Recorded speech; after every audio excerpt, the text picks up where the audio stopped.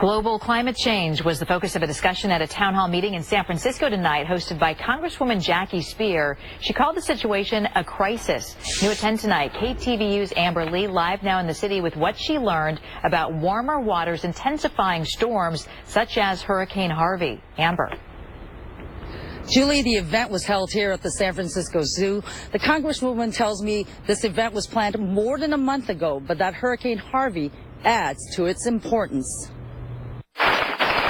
Congresswoman Speier says the impact of global warming is not a partisan issue. I'm confident that this particular disaster has so shaken everyone, Republicans and Democrats alike, that this is no longer a game of cat and mouse. I mean, this is a crisis. Those attending say they're looking for hope and information. I want to know if Congress is really serious about doing something, even though we have a president who doesn't care about climate change.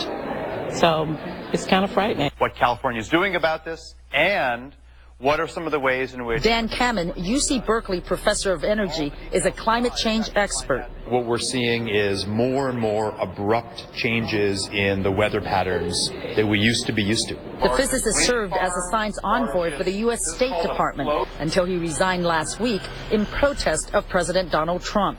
He says climate change has exacerbated the impact of storms. Climate change contributes directly to Harvey because the Gulf of Mexico is warmer than it would otherwise be. The warmer the water is, the easier it is to evaporate, puts more water into the air, and then Harvey is dumping it on people.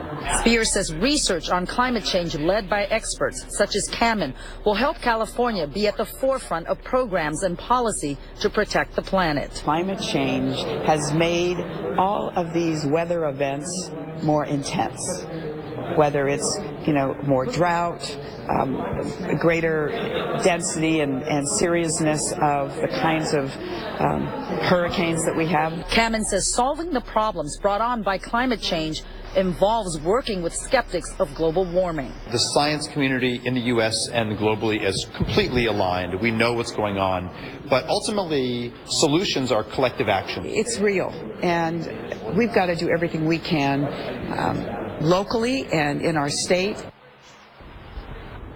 Congresswoman Speier says inaction is not an option.